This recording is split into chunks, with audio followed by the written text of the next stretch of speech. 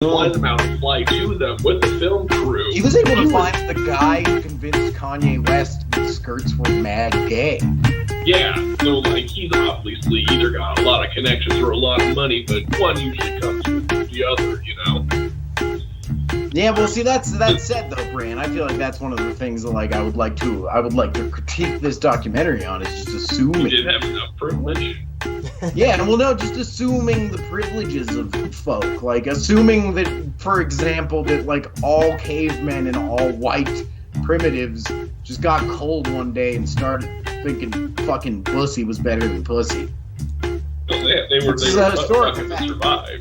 No, they were fucking to survive. They weren't like, oh, I'm suddenly cold, so therefore poor. It was like, I'm so cold, I gotta get inside. You're saying it was a medical necessity that white dudes started. That's how they showed it. At least. That's not what they said. They didn't say it was a medical necessity. You want to fact check? It wasn't a medical. Yeah. No, they said it was just such a harsh climate or something. It was like such harsh living that it made us like into something that wasn't human. Basically, I think that's what they were trying to say.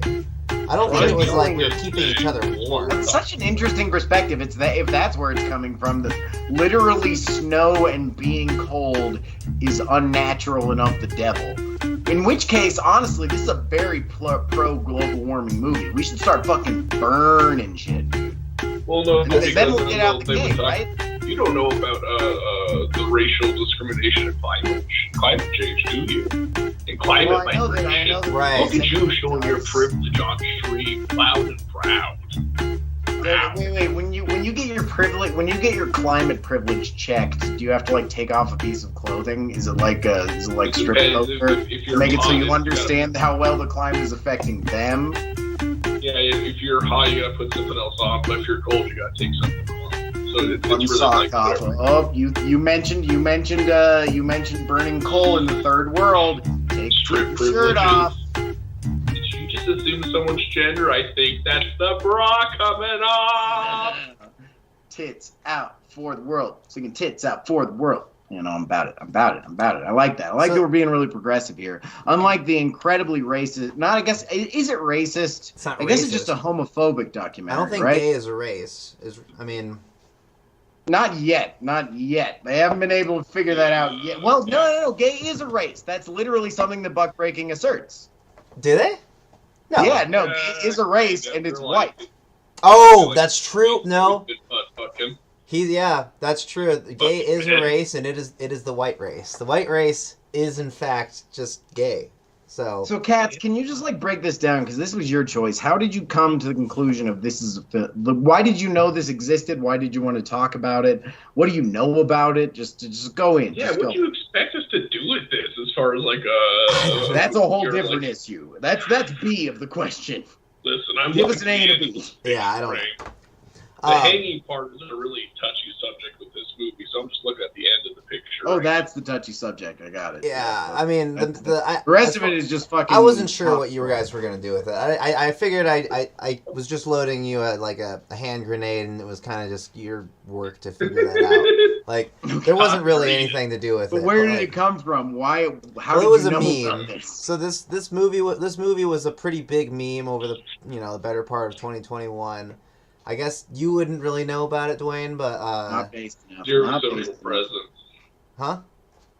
He has zero online presence. Yeah, I guess. Zero online awareness. Well, and this man is I am shower beers with Brand. Yeah, Dwayne is an actual Facebook boomer. He goes online like a 60-year-old grandpa would. Like that's, yeah, and I just find an article posted by a bot, and I just argue with a fucking. It's true. Yeah, he argues with elderly women named Debbie on Facebook. So I mean, it's sometimes, and then I argue with a lot of like they thems, and I argue with a lot of like fucking just like male feminists. A lot of those. That's usually what it is. The ones who go real hard and like start saying "puh" and shit, like those are the male feminists. Well, the point is, you weren't aware of Buckbreaking because you weren't on just the great sides, corners of the internet that me and Brandt are on. And I didn't fuck so many girls to excuse the fact that I didn't know about it either. So like I don't have any ground to stand on. Yeah, really, you have no excuses. You have zero excuses. I should have known about this. I just wasn't putting in the work to learn and check my privilege as a gay rapist white man. But it was a big movie. I mean, not big movie. It was a big meme. Like it was a pretty like memeable movie. It turned into a lot of memes. Lots of people talked about it. And I just read the memes well, for what would you say while. is memeable? There's so much that's memeable. Well, I mean, we don't want. There's a lot. There's so much. Yeah, it's very quotable. I know. I was Josh, an obvious Josh. Oh, okay. Yeah. That wasn't just Josh, and that was Drake and Josh, and that was like pretty clear Oprah Winfrey running. This documentary is the ink of one-liners for racists. Honest to God. But they never showed clips. In the memes, you never see the clips of the film. Like, I didn't really know what to expect, and I didn't know that the movie was actually as funny as, like, the memes were. The movie is actually hilarious. And there's not a fucking tiny little sprinkle of irony on it. No, there's not. So, straight up the whole way through. It's really cool. No, there really isn't. It's cool. And so I thought but, okay, and also... I was trying to find this movie, but it was like $30 to watch just watch a digital copy of it. So you bought it for a download or for a rent? Like a legal person. So I bought it like a legal person. No, Internet Archive's perfectly legal. What are you talking about? I watched it. I went to Internet Archive because I was like, wait a minute, I'm sure that they have it on Internet Archive, and then that's how I've seen it all watch it. So yeah. This episode is brought to you by Internet Archive. Internet Archive. Much better on Surfshark. It was a fine copy. Yeah, no, all this is just one-liners, and it's all like so plain-faced. It's so serious. They have a judge. Judge was it George Brown or something? Joe Brown. Like, Judge Joe Brown. Joe Brown, yeah. Joe Brown. Judge Joe Brown. He's talking about like all these kids coming through and how they come up, they show up as Henri Jeans and they're ready to go to prison. They come back as effeminate little fags. And those little Japanese boys, they can't dance. Yeah, no, he was talking about that's like this documentary. Goddamn, does it go places? Like the initial premise of it is just like the whites started banging. The whites are gay. Just before even slavery, like the whites were just hell bent on making everyone gay because it was so cold out. Essentially, that's what's going on. No, it wasn't even. And then it goes like so much. That was like the dumbest part. I don't know why you're holding on to the dumbest part because they're all. I'm holding on to the dumbest part because that's the only part that explains why the whites were gay, and that was the end of that section of the documentary. And then it goes into the part where they're like, and then the whites landed. Yeah, literally, they make it a big point. You weren't paying attention. They were talking about like the whole ancient practice in Greece of trading boys around and yes, no, I'm saying like he's saying like that's coming from the Ice Age. Yeah, exactly. No, like we had all the practices and everything. That's what they said. Prove that we were gay, even though like they were gleaming over a lot of very similar things in their culture. But they had all these things that proved that, and then that was the only like evolutionary or like world based like why are the whites this way versus us? That was their only like fucking earth based argument. But it's not because we're cold anymore, and that's why we're evil. It's because but that was why we had it ingrained in us. We were cold for too long, so we got real hard. Yeah, they never really said where they were then. What was Africa doing then? They had the sun. That's what they said. They were like so much heterosex that it was crazy. Yeah, because they said at one point they were like there's the sun mind and the ice mind, and those are two totally different things. Like they say that. So it was like. Because Brant, like this documentary is a combination of quote unquote historians and doctors, and then just people who come in and just say some crystal bitch shit. Yeah, they're doctors. There's there's doctors. They're doctors. There's a judge in there. That's a lawyer. He is a judge. He has to pass the bar. He is a judge. A judge was a lawyer. That's how you become a judge. You're a lawyer, then you become a judge. Did we do any research? I mean, just a quick search of Judge Joe Brown. You have to be a lawyer to be a judge. Like you're telling me there's never been a judge like in modern history. It was just a guy, and he just showed up and he was like, "I'm done with all these faggots," and then he just passed a bunch of laws and just started locking people up. Hey, that guy had his own show. Joe Brown had his own show. He was a Tennessee criminal court judge. Yeah. So there you go. I guess he's basically just become full-on grandpa that doesn't care. Like, he's not a judge. The judge for me, for you. Which, honestly, you can hold on to a career in that field of grandpa that doesn't care. I remember that judge from Nathan For You. Yeah, he's like that. That guy's basically, like, probably got no trace. He seems like a very normal dude. He seems like a very chill grandpa-esque. I bet he hasn't done more than had 2 beers before he went driving. And even then, he was kind of iffy about it. Just 2 Bud Lights. 2 Bud Lights. Yeah. No, Joe Brown. He was like, I can't have a third. I got to be driving in 30 minutes here. I've met people. I've met Joe Brown at a barbecue before. Not that exact Joe Brown. Not that exact Joe Brown, but a similar model. Yeah, I've met one of those models. Same year. Yeah. Yes. He's just walk around and they. Like, yeah, no, I mean, like, this is an interesting documentary. Like, just like from the perspective of the general, like, it's like one of the things that the wokes yell about, but they don't really yell about too much because it's like an ouchy subject. Well, they cover but that the homophobia in the black community is basically this is their time. That is what buckbreaking is. This is their time. Just say you think we're crazy, but here's why. So it was cold. And then, They talk about like why feminism is and like white women trying to help black people is actually even worse than just doing nothing. Which is a fascinating subject. And man, like, that's why honestly, this documentary, please, if there's like fucking one person out there who has not seen this documentary and is somehow listening to the 4th fucking trudging minute of this podcast, watch Buckbreaking. It's so much funnier than we could ever possibly play the video. It's a classic. It's an instant classic. It really is. It's timeless. It's like, loose change if it was about butt fucking slaves. Yeah. It's like really dark and really it goes to some interesting places, but it's funny throughout. It's the African American answer to Mein Kampf, I think. It's like to Mein Kampf by way of The Room. Yeah, there you go. Yeah, it's Mein Kampf as re-envisioned by the into The Room, basically. I don't know. It like the race science I thought was just hilarious. It was just like they were. What was the race science? There's so many nuggets I can't hold Ice them all. Age. No, just the Ice Age shit about. The whole Ice Age. Like all that stuff. I don't know. I think it is. That is so up there. It with was fucking, interesting, Brant. Phrenology. That is the same shit. That is just like thinking something about history or about some shit you saw and just saying it makes sense, right? Yeah. Which is most of the theories I have on the world, but I don't have documentaries. But then after that, though, they go on from the Ice Age, and then they eventually say that there's so many other, like they just look at art. They look at regular. Some of it just looks like regular kind of like old art, and they're like, that shit that would be on any History Channel documentary about like the fucking first Thanksgiving or fucking any part of like pre-film history. The History Channel specials on the first Thanksgiving. I remember, and the Christmas one too. Yeah, no. Some of them were sus. It's not the best example. I watched South Park about. They had shut the fuck up. But it's like nice paintings of people being lit. Just anything before cameras were invented. The shit that's in documentaries. The whole time through, and then it's like randomly cut in between are these deviant art drawings that Tariq Nasheed commissioned. People to do. Tariq Nasheed had that was something I noticed about. Like they got all these drawings, right? And so if you look at all the like historical drawings, none of them have anyone opening their pants.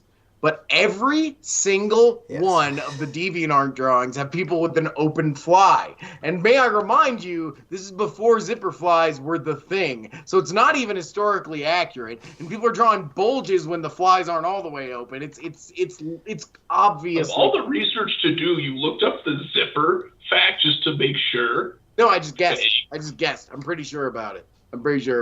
I mean, they probably had buttons. That's super hard. They had zippers that just like buttons and like fucking tie type of things were more common. Snaps, fucking those fastener things. What were you gonna say, get on like fancy pants? No, I was just. I mean, I guess that sounds like enough bullshit that I could believe it at least. I could see why buttons would be. That's up there with that's up there with a buck breaking right there. Just like say it and it sounds right. You could be in buck breaking right now with like.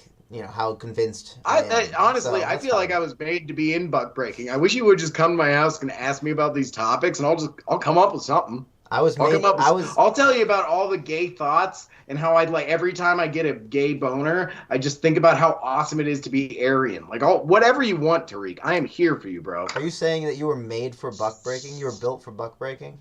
I'll break a buck. I'll be broken as a way to check my privilege. Whatever you guys need from me, I'm an ally. Built for BBC. Dwayne. Which actually, this documentary makes it very clear: if you're an ally, you are worse than an enemy. Yes. No. This is like the. Let's get back to that point. Yeah, let's talk about that a little more because they talk about like how it was.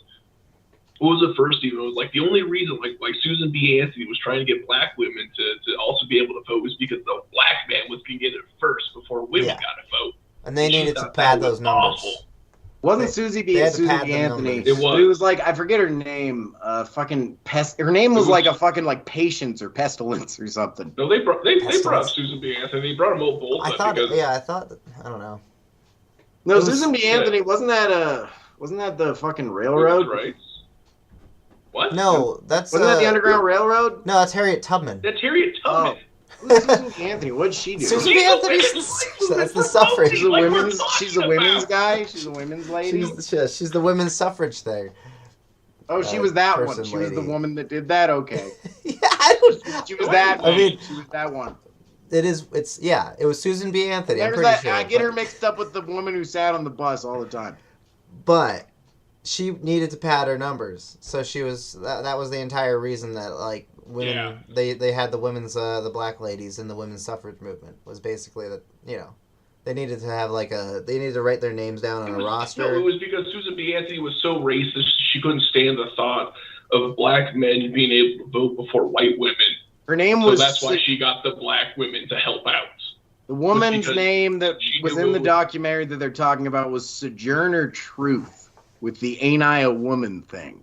Ain't I a Woman thing is interpreted by feminists, I guess, in the eyes of the documentary to be just about women, even though it's very obviously about black women because it's literally called Ain't I a Woman and it's comparing white women to black women. But in the documentary's eyes, it's just about white women and women in general, and then it was the fact that white women elevated that was just a way for them to like say, hey, black women are involved. And if you want to bring that into like the Twitterverse and the thing about like how fucking like I don't know, like the feminists or whatever, the whole intersectional thing where you bring in the other groups. Yeah, they bring all that stuff in later with they bring all that stuff in later. This was like it was not necessarily let me talk. The basis of it. Shut up. Brand has the floor. Have the floor. Go for it. Stop talking over us. Shut up. You're right. I'm the only one who ever does that. You're right. I'm sorry, Brain. I'm the only one who ever does that. I will stop. I'm sorry. I'm the only one who ever does that. Giving you clearance to talk. We both sat there, but the moment either of us try to talk, you just keep going. And it's nonsense. It never ends anywhere. You just either bring it back to the same point or you just ramble on. Learn the etiquette is what I'm saying. Anyway, but we're talking about Buck. Sorry. I'm sorry. Thank you for the lesson on everything. Thank you. They bring it up later in the documentary where they start talking about internet racism and how it's all like, the new trends bringing black people in, and how they were like, it's racist that like everything's got black people in it because they're just using us to boost their numbers to make themselves look better. Yeah. Remember that whole part? Yes, that is exactly the point I was making. Yes. No, I was just bringing it up. I was just saying you were done with your part. I tried to talk, and then you just immediately interrupted me again. No, I understand that. I get that angle of it. I was just really hoping you were going to say something that wasn't exactly what I said. I just also needed to tell you to shut up because you've been doing that constantly. Well, I just want to bring up, why am I behind Dwayne's Jufro? Like, why? I'm trying to. That's why I'm leaning so much. Okay, there you go. It moved me over a little bit. I don't know what you guys are talking about. I just see your rooms. Oh yeah, I forgot. Just sees the rooms. Yeah, Brand's but not I'm seeing outside, any of this jungle. I'm not some cyber racist who has to be in virtual reality to feel better about myself. I just don't want everybody to see the base. I have an entire basement behind me full of cum. So that's really what I'm. Brant gets to see jars it, of cum. It's not just a cum basement. This ain't milk. Jars, boxes, receptacles. This ain't milk. This is cum. Yeah, no. It looks so dry. That's milk. It's all Similar. dry and glittery. Yeah. Yeah. Right. Why does it look like you could like cut it up with a spoon? What's going on? Yeah. Custard. Yeah, no, that's custard. Okay, but This what you guys were talking about leads to a broader point that I thought was pretty funny also, which is why I'd like to watch this with a woman if one would ever talk to me. The overall hatred. Calling all women. Yeah, DM This me. isn't the first movie to show a girl. DM me if you're watching this, ladies. But I know you're out there. I've seen you on the other side of the bush. well, it was a woman's account. It was a woman's account that was the only chatter. The only chatter we ever got. Like, granted, it was spam, but it was. I think her name was like Susan or something. I don't know. She linked to some very interesting photographs. That woman. I looked at those photographs. Yeah. But like the hatred of white women in this movie is very funny because. Like on and on, like they kind of like go on about like how bad white women are, like to an extent that's like I feel like white men don't even get like the worst of it. Like yes, we had the buck breaking, but they kind of like they view like it was more like buck breaking in the past was perpetrated by men for white supremacy, but now buck breaking seems to be like a lot of women like buck breaking men into being gay. That was majority. Yeah, sure. It was interesting. The majority of women, the majority of times it mentions white women in this documentary. It's just to say that the white men didn't want to fuck them as badly as they wanted to fuck the black guys. and so they would like make their husbands fuck the black men instead or whatever too, so if they didn't want to deal with them. Yeah. So it was like behind every rapist every white rapist is a white woman. There's a white woman. Kind of message. She's saying it's fine. Yeah, no. The opening, they get all the butt fucking out of the way. It's just a slap, and that's like actually the real problem is white women. White women, and that's honestly why it started to get me in the end. Honestly, they had me in the second half actually this time around. So I was surprised. Yeah, like I was actually rooting for them in the second half. I was like, you know what? I'm stunned that I'm agreeing with everything now. Yeah, not even the white women. Right. So the movie starts to basically turn into like a BitChute documentary. Like it starts to turn. When was it not a BitChute It felt like a BitChute documentary. Okay, true. But it's a very high quality BitChute. I guess Dwayne, it turned into a BitChute documentary that I'd already seen. Like all basically like when it starts to go into like the NAMBLA stuff. You know, like like Alex Jones. No, it's not a BitChute documentary without a quick NAMBLA throw in. Yeah, it was talking couple about shots Epstein, of the Clinton. Epstein. It goes into the. It got really conspiracy theory. That's like, all the LGBT stuff is to like emasculate black men and make them gay so they depopulate our numbers. I was like, this is the same shit Alex Jones said.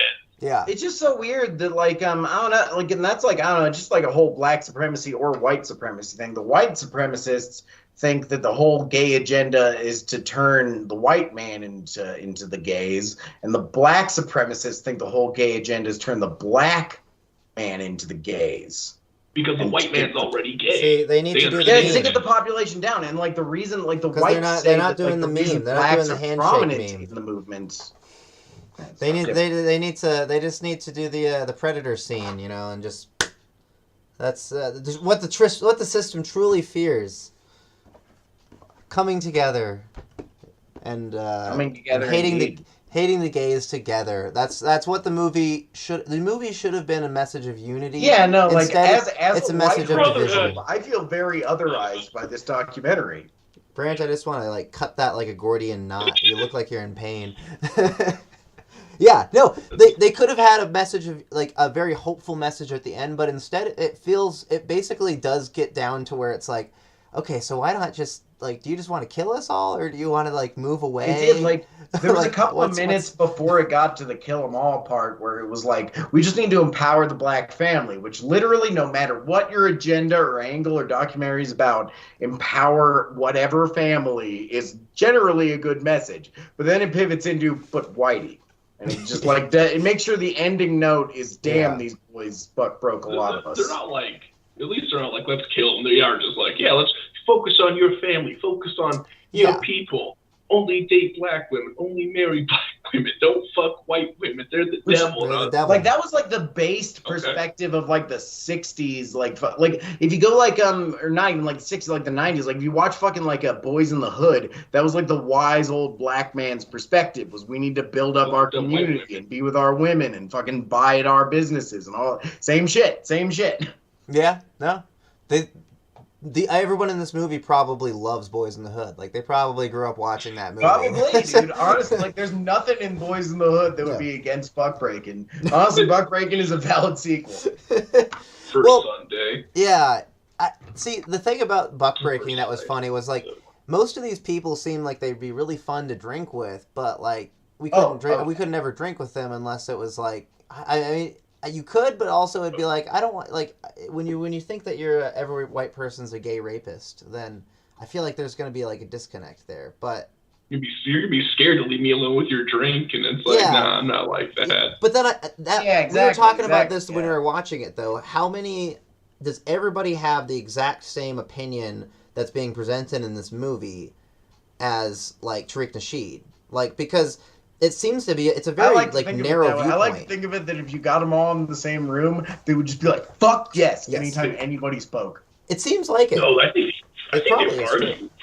I feel like they would have like, they would agree until like a point hit. It would be like something really benign to us, but like to them it would actually be such a crutch that would just crumble. No, the whites aren't devils, the whites are demons. Yeah, so like that, or it's like they're not devils, they're from space. Like, yeah. Yeah, white man is from space, obviously. It's like, that's a really fun thing. Whenever you go to like a very specialized group and you find the little rifts that are become world-ending. Yeah. Well, and then you'd start to get the 23andMe like results, and you'd say like, it looks like your grandfather got with the white devil. Darkest person here is mostly Norwegian. I don't know. You got Spanish in you. They're like basically the same thing. Like they're. Do you have any idea how many broken bucks there are in every fucking Spanish person in your life? That's how it should have opened, because it just goes from like whatever production house it is to like a black woman going like, let's talk about Buckbreaking. But, like, what if it started with, like, all those guys in a room taking their DNA tests and, like, showing the results on screen so you know who to listen to more? And they just look up, like, all solemnly, like, it's, you know,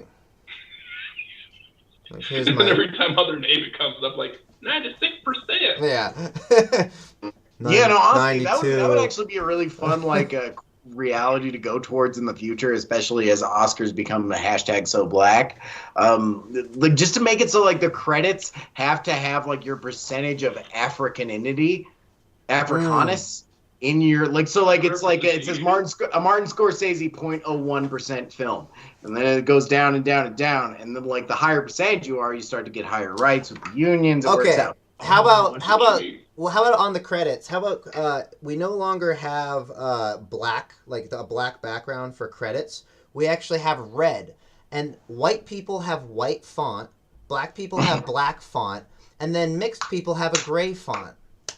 Solved. What about natives? Wait, yeah, but what about Asians? Oh, good point, Brand. I guess we can't have red as the background. It's a valid point. Yeah. Blue, yeah, blue people. Well, maybe you could make it so like the Native Americans are like they got little feathers on the letters, and maybe the other Indians. That's not going with the color scheme, though. That's not the color. What if you did it? You know, so like all the names on the credits are like the actual person's skin tone. Yeah. Oh, well, like, at that actually, point, you're just like making like the beginning of like. Have you ever seen a fucking Enter the Void? Yeah. Like the beginning title sequence of that, how every single character like kind of got to pick their own little font. If you like open the fucking door to that, that's just gonna be how credits are, and every single person puts their signature. Which actually, in my opinion, that'd be kind of dope. It would take away from like the movie being a thing that was made by like a singular focus, but it would be kind of cool if every little fucking PA got to put their weird little dick drawing in the credits. You can't do that for a Marvel movie though, because then you're just gonna have like 1 billion Chinese signatures or like wherever they contract. Yeah, that's actually a really good point. That's a very good point. You can't have yellow as a background either. No, you can't. No. Well, when you were saying like actual like if you actually like composited their skin with the font, you could have like a very white background, unless you're getting like somebody who's Irish. Like I was gonna say, like, the only person we're fucking over is the Irish. That's fine by me. I'm fine with that. That goes back to like the whole thing with like how like a film and like how people say it was racist that like darker skin was harder to make show up in certain lights. And, like there were racist cinematographers and stuff. Yeah. So that would go if you like made so it was actual the skin tone of the actor. There would be some people with some skin tones that are like, my name doesn't show up as clearly as fucking Joseph Gordon-Levitt's name. So this is the problem in the system. Well, in the case of the white background, the white people would be discriminated against, though. So, I mean, who's gonna? I mean, they'd be fine then by the. Light-skinned Latinas and light-skinned black people might have a problem with it. They'd show up. They'd show up. Yeah, because they'll look white. They'll look white, dude. That would honestly be like the most like fucking. It would be the most make them feel so thing bad. to racists on both sides, but it would be like so beautiful to anybody who wasn't that way. Yeah. Is the fact that like the white skin would look exactly the same as like a light-skinned black person. Like, Will Smith would be pissed. Who's Mr. Robot? Be pissed. He would be pissed. He looks like a fucking an Italian in skin tone. Without any of the other features in the hair, like just he's pretty much just an Italian. Get my fucking skin out your fucking credits. The Mr. Robot guy. Who's that one? Rami Malek? Oh, Rami Malek. I was thinking iRobot. Yeah. He would be a tough one. He's an Egyptian. He's Egyptian. Yeah, he's Egyptian. He's Egyptian. I don't know about Egyptian, but he's some sort of like that. He's like pale tan. He looks like a sickly Latino at best. Yeah, he has Latino like complexion, I guess, but like yeah. If it was more that's why it's so silly to call it like white and black, because it doesn't really have anything to do with skin color. It just really has to do with like, because like Asians are just as white as us for the most part, and they're not yellow at all. But they're not white. Very yellow.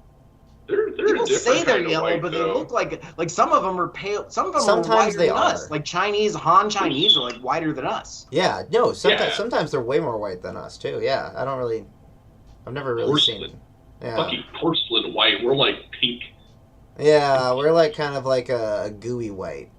So wait, were the Chinese cold? Were the Chinese cold? Were they gay? They don't even. They don't say anything about the Chinese. Where's the black on? Don't fucking mention. Like, they don't mention the only time they mention Asians the whole documentary is when Judge Joe Brown says Japanese guys can't dance. They just jump up and down. That's true. That's true. Man. He had a litany of lists of people who can't. He had like a solid list of racial shit. Yeah. But every time it comes up, I laugh too hard. You can't hear what the fuck and like he's it's saying. so hard to understand him. Like we were talking about the whole time we were watching it, like he's not mic'd properly. Yeah, he's not mic'd properly, and he talks like this. Like, so you got the Japanese boys, they're going, and he's just like he's a mumbler. Yeah, he's a goddamn mumbler. Like, what the fuck are you saying, Grandpa? Like, I don't know. He really reminded. Like, he was another barbecue. I've been to a barbecue with that guy. I've been to a barbecue with that guy, and I couldn't understand. No, and that's not only a black guy, by the way. There's a lot of white guys that are very Judge Joe Brown. Yeah, no, actually, he reminded me of my Uncle Jim quite a bit. He had a similar speech. He was an uncle. That's an uncle. That guy was an uncle. Yeah, not grandpa. I shouldn't say. Yeah. He's like every off-duty cop I've ever met that's like over 40, essentially. Yeah. He's like a great uncle. He's like your conservative cousin's grandpa. Yeah. Why Japanese people just dance and white people just kind of shuffle around. It's really only black people can dance. You know, like natives got the hops. They got the swing. Yeah, you just. That's a guy you don't have to ask where were you during the marches. That's a patriot right there. You know where. I was there pushing the white man away from helping us. I was there in the streets pushing every white and queer into the road. And at the dance, on the dance floor, I was making sure that Whitey was not anywhere to be found. I showed my moves, but I made sure they were unteachable. I just imagine him. No, I just imagine him like hip checking every Whitey that comes on stage, just off the dance floor. He's a bouncer. He's like, he's a four. He's like, I need to see some moves before I let you on, bub. Well, now see that goes back to the whole light-skinned issue, where like fucking if you're like he's gonna have to check sometimes, you know. And you're just going to have to ask, like, what does your dad do or something? They're just going to have to, like, racially profile It's literally just the Peter Griffin meme at that point. They just have the complexion, you know? They have the complexion chart, and it says, like, like, whether or not yeah, but dude, like, what if this motherfucker has, like, that, like, diseases? Like, what if they got, like, the Michael Jackson thing? Or like fucking, even if they're just like super light skinned, like Denise from the Cosby Show. I just thought she was a white the whole time, which was probably why I I think thought. you just got to go with your gut in a lot of cases. That's why so many Latinos are in white supremacist movements. You know. Don't forget that. Yeah. Yeah, like Latinos and stuff. Like everyone's in those fucking. Yeah. There's a lot. There's a surprising amount of like not. Yeah, white people. supremacist movements are just like, oh, okay, you like us, you want to be friends with us, okay. It's basically. Well, actually, like I was listening to a podcast recently from like some lefties, and they were talking about how like a lot of Hispanics identify as white, and they were sort of connecting it to the fact that the census asks first whether you're Hispanic or non-Hispanic, and then it asks if you're white or Mexican or whatever the fuck. So I don't know, like conspiracy-minded thing. Like you could really easily say, like any buck-breaking fans watching this right now could very easily say that's the white man trying to trick Mexicans into being white. So then, of course, they can be gay and get cold and all of that. Okay. But I'm saying, like either way, though. It's like prisoners of war and Chinese labor camps, and what they would do is have them like for more food or for more privileges, like write poems or like positive things about the Chinese Communist Party, and then they would like record them reading it out loud, and then they would like play that over the speakers, and then you could just like keep pumping it up more and more because they're so they heard themselves say it, so you just kind of like you just push the envelope a little farther each time, and then they're giving away state secrets. That's essentially what we did. So you're saying that's the American equivalent of having you identify as a white Latino? We did that to the Spanish people. Yeah, we make them identify as white now, not Hispanic. And then it's like after that, it's like, you're not Hispanic, you're white. What sub-white are you? That's right, even Mexicans white now. Oh, shit. Yeah, maybe there's just the so like in order to white. like achieve equality, all you need is like a white-black box, right? Like that's all you need, right? Like I'm black, but like I'm a white. Yeah, sure. And then we can have, then so many more people are going to vote for Trump. It's going to be great. How hard is it for AI to recognize you? They should. Do you have to like double pass under like the soap dispensers? It's probably really easy, honestly, because I think like you can just teach an AI to like pick up like fucking bone. Oh no, that's shit a huge and, like, problem. structure Actually, shit.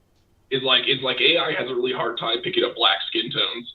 Like the hand soap dispensers and like facial recognition stuff really has. Yeah, no, which is similar to like the whole thing I was saying about like camera lenses and lights and stuff. It's just a different tone, which isn't what they initially designed it for. It's not even that now too, because it's just like features. Because like we're white and pink, but if, like you have a pretty like matte black. But also, Brand, like you should probably specify that like just because the soap dispenser isn't working, it's not white supremacy. Those things fucking suck. Those things fucking suck every time. Because it worked for the white man before you. Yeah, I don't know. Yeah, I know, right? Like, but fucking he moved slower or whatever. Dwayne, you're Irish. It's probably just not working for you either. Like it was designed for. I'm very dominant in my bathroom usage. I just fucking swipe in there. Just demanding soap, and they're not ready for it.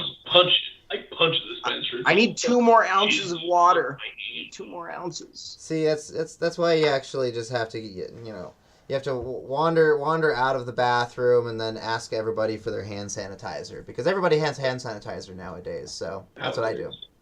Wait, you do that? Like that's such a Missoula thing to do, you fucking yuppie. No, I don't do that. That's white supremacy. I know you can do that. Asking people for their hand sanitizer is white supremacy.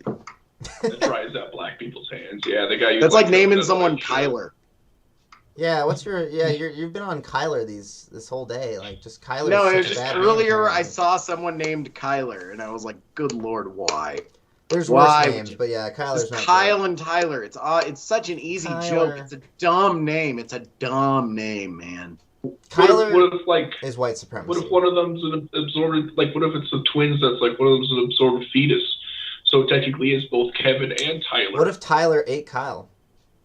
That might have been what it was. It was most likely, right? Like, it was most likely mom wanted a Tyler and dad wanted a Kyle, right? Or probably the other way around. Tyler's more of a dad thing. Kyle is a mom thing. Kyle we would have gotten rid of Kyle so I've never long met a ago. good Kyle. I've never met a Kyle that I liked. That's a pretty mean name. Yeah, they're all kind of shit. I hate it really is, dude. Like, in Hoodwinked, which came out in 2002, there was a joke about fucking Kyle being a douche name. Yeah, really? Okay, well there you go. Yeah, it's a very fucking it's a fucking stood. Fucking, that is a stupid name, white or not. That is a stupid name. No, it's not just that it's a stupid name. It's We're giving him literally snowboards. never met a good Kyle. Never met a Kyle I liked. I'm sorry, all the Kyles that are watching this, but just never met I one. remember that scene, Dwayne. It says it's because the rabbit's talking to I know good Kyle, but it was spelt like a fucking dumbass Polish way. Keil. That was good Kyle. Doesn't count. See, that's spelling a affected. Polish Kyle. That's good Kyle. The spelling affected him. Keel. Yeah. Keel. Kyle. Keel. Kyle. Sounds like an Australian fucking falling over. Keel. I thought it was good. It sounded like some Nazi heel. Heil. Yeah, no, Kyle Hitler. Kyle Hitler. Yeah, there you go. It's an unfortunate last name, but yeah. we're keeping it. There's so many unfortunate last names though. Like fucking, you can get away with having the name Boner or fucking Booty Gag or fucking like America doesn't give a shit about your last name. We'll make fun of you. There was a girl that was eventually on the tennis team at like a school that we were rivaling against. And her last name was literally like Kuntz, and they were like, Mrs. Kuntz, or something Kuntz, and she was like, it's Kuntz. It's Kuntz. It's fucking Actually, Kuntz. it's Kuntz. It's fucking Kuntz. Yeah, I just thought that was great. Like she took the time. Well, see, honestly, the fact that you're willing to just like accept cocks without any gesture of negativity, but you will take cunts. With like a grain of salt, either shows that you respect femininity or you are a vicious sexist. Yeah, it's hard to say. To make people say cunts because that's funny because it makes them uncomfortable. And Cox is a somewhat common name, I guess. Like I think of Brian Cox, or whatever that guy's name. Like but there's people. So that's I guess why you'd say. There's not a whole lot of cunts. But I know some cunts. You know some cunts, yeah, but cunts. I don't know that. Gaylord.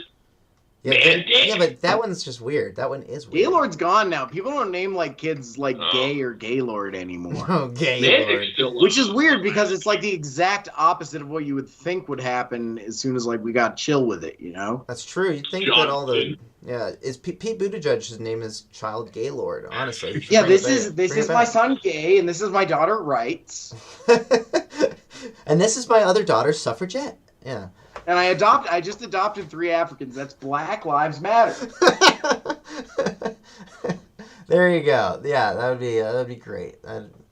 Speaking Matter of is actually transgender. He is now. He used to be a solid. He is now a liquid. Tariq is like everybody in buck breaking is fuming about Pete Buttigieg. Like if people or not fuming, but if Pete Buttigieg got like some black children, like I'm pretty sure like Tariq Nasheed would probably show up at his house with a gun. They made such a huge. No, yeah, they would just send Lord Jamar to tell him that's mad gay. Lord Jamar would show up at his house and be like, "Bro, not while I'm alive." I was the first one to look at rappers wearing skirts and be like, "Man, you gotta quit that out." He was the first and only one. And he said, "I'm the reason they stopped that shit right after that." Yeah, he's the reason. That is a direct quote from a dude named Lord Jamar. Who knows? Maybe he's actually like a well-known-ish rapper. Okay, we're doing a little bit of last-minute search, but I don't think Lord Jamar is that big. I mean, but I'm not one to know. Yeah, why? Yeah, you're not one to know. Like, he could be like in some bigger group, maybe. Like, he could be from fucking like Outkast. He's the founding of the group Brand Nubian. Okay. He discovered my white ass. He discovered Dead Prez and got them signed to Loud Records. Oh, okay. Dead Prez that's a name that I know from cooler people than me. Yeah. Okay. Well, I don't know.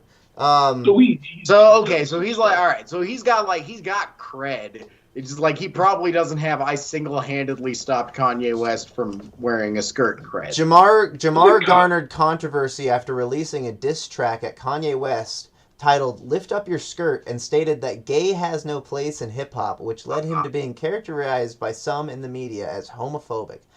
Jamar and then if this Wikipedia article is full of shit if it doesn't say and then immediately stopped Kanye West from wearing the skirt. Hold on. Jamar denied the homophobia accusations by tweeting that he went to a gay wedding of a good friend not long ago. Did the gay friend see buck breaking? I don't know. Oh shit. In December, my gay friend was a broken buck, but I accept him. This gets better. In December 2020, Jamar denied the death of 6 million Jews in the Holocaust, stating that at most 500,000 died and claiming that 6 million Jews were not even present in Europe at the time. Well, Katz, you like as everybody is responding to that with much joy. Katz, like, how many do you think there were? I mean, I just think that Jamar is a very brave person. I think he's brave, but also I wouldn't. We all know that we love our friends in the small hats, so I don't know. He should be. Either way, though, like I will straight up say you are 100% right that he's brave. Like fucking anti-Semitism aside, like just fucking. He's talking shit on the people in charge in any fucking sense, or just like talking shit on the gays. It's bullshit. It's so brave to talk so much shit about the people who write most of your lyrics. You think the Jews write rap lyrics? That's cultural appropriation to even say. Wait a minute, hold on, Dwayne. Yeah, that's a well-known joke. Have you ever seen that? What's that movie with John C. Reilly? Where he's like, what's that? Fredo Compton even does it. Like, they talk about, like, yeah, man, he's a producer, he's Jewish, and he helps write it. Oh, yeah. Or are you talking about Dewey Sopranos? Cox? Yeah, Dewey Cox. There's a scene in Dewey Cox where he's like talking to a rapper, and they're like, oh yeah. There's my record label over there, and it's just like a bunch of like rabbis. Yeah, that doesn't mean they write the lyrics. So that was the specific thing I was talking about. Oh, okay. Because that would be like a good like for the hip hop is corrupting the youths conspiracy. Like if the Jews were writing all of the lyrics, it would make sense. Because like, oh, actually, black people just wanted to write about spirituality, but then they brought in all these words about wet ass pussies and such. You look at most albums, and there's a lot of fairly obviously Jewish names, and in both producing. That's just, dude, like there's fairly obviously Jewish names on like fucking most things that are made. Because like they're out there. But because it's the industry, man. You know, no one's against it. Whatever, it's fine. It's just like you realize like Beyonce or someone, or like most stuff you listen to the radio have like a solid 30 writers. So you could transcribe that to anything you hear on like modern day radio. So that's all I'm saying is it's less about the fucking the fuzziness and fucking comfortable grabbiness of the hats that makes it so they're fucking up music. It's more about the sheer amount of fucking retards that come in and write it that it's the issue. There's such good storytellers. People are still telling the story about how 6 million of them got fucking nabbed up. Nabbed up? That's lyrics by the black hip hop or the Jewish hip hop writers. No, Lord Jamar wrote that one. That was straight out of Lord Jamar's mouth. Auschwitz. That can't hold 6 million, man. That was like 50 at best. Yo, you call it Auschwitz. I'm saying you quits. Take off your skirt. You're gonna make it hurt. Yeah, I don't know. I feel like that would be a Lord Jamar song. And then the moment turned and said, "You're right. That is mad gay." Kanye was staring at himself in the mirror and he was like, "I am gay." He also said that George Soros. It would be really funny if Lord Jamar started sucking cock. See, yeah. Or started to suck cock openly. I don't want him to come to my house and personally fucking buck break me to show he's not gay. But I think there's a good chance that if you're that focused on it, you might have at least felt that twinge. He's gotten outs.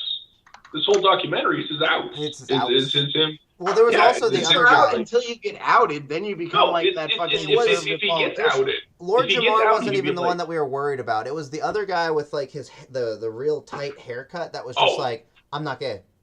Just we're so not you worried guys about know. it. We know. I'm not gay. We know he has sucked a dick. Yeah, like that guy was like, okay, guy. I mean, like, I don't know. You've been going over this for a little while. The entire documentary. That was why I said this documentary really needed a reformed gay.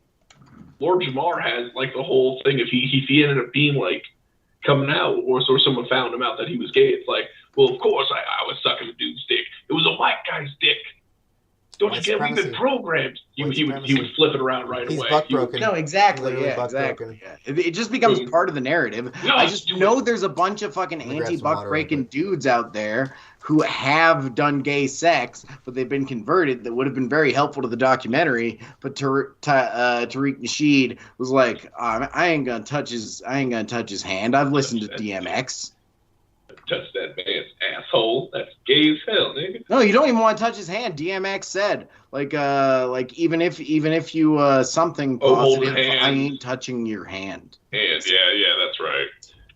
No, yeah, we kind of did. We think was that it was Raziz Islam. That's who it was. Raziz Islam is the guy with the cut with who. Yeah, Riza Islam. Like he probably sucked a dick because he at the very end, he's the guy at the end of the documentary who says like, I love girls, I love pussy, I just love putting it in there. I don't remember how he said it, but that was essentially what he said. It was like, listen, like that's why I've been, because that's like what they're talking about. Like we gotta just focus on the black women, like because I love the black women. I love really spoiling them. I love having the black woman with me, and like I love my brothers too, I love too. He's like, I'll hug you on the streets, but like I'm not gay. And then immediately we're all like, he has sucked a dick. He 100%. What was that? There's an excellent quote that was recently posted. I think maybe even that was like, anything that is said before the word "but" is absolute bullshit. Usually, yeah. We were like missing so many other shit. There was the one guy who had like that solid gold fucking Sphinx cane or whatever. Yeah. That guy wasn't one of the doctors, but he like I don't know, he like had as much screen time as anybody with a DR. He said he had as much screen time, and he also said like less crazy shit than most of the doctors. The doctors, he really are some of the craziest. Less crazy shit, like in a comparative room, yes. At least like, I mean, she was the lady who had the shirt that said fucking black is a vibe, which we as was brought up by someone who isn't me, I don't remember who. That is I feel like that is technically a little bit reductive of the black experience. It's true. But she said she was the one who like she wasn't the only one, but on a couple of instances she started her very insightful segments of history with "I read once." ... Oh yeah. A lot of them do. Or they're like, I read somewhere. Yeah. My brother. I heard somewhere. What was that one? My brother Tyrese. Yeah. Yeah. Well, yeah. Well, that was my favorite part. Yeah, that was one of my favorite parts where one of the guys in the bow tie, because there's multiple bow ties, but the guy in the bow tie is just talking, and he's like, "So get this, Tyreek. Get this." Which I mean, like, honestly, like that doesn't negate the it doesn't. It was said as much as I once read. It was just funny because like after he said that, and we were talking about this while we were watching it, after he said that, all I could imagine was Tyreek behind the fucking camera just going like, just crushing beers. Yes. Like that is exactly what I've been thinking that. You said it. Nice. It's amazing. I love the guy. I always thought that was the way. I always thought that was the case. But now a guy with a cane just said that shit. Now it's true. Now it's fucking true. No, that wasn't about it. It was the guy in the leopard print who said that. It was no, it was the guy in the purple. Bow tie who was like, Tariq, let me tell you. No, it was the guy in the purple. It was the guy in the purple. No, yeah, was that you're right, actually. That wasn't the cane guy. That was he was actually a doctor. That was that was the bow tie guy that wasn't the I love pussy. Oh. Yeah. He was only there for like a second too. It wasn't the Malcolm X / I love pussy. He was there for There's like 6 bow tie guys in this. For some reason, like if you're not wearing like overtly Egyptian themed shit, they were just wearing a bow tie, or Tariq Nasheed, who was like just wearing his sweat rag.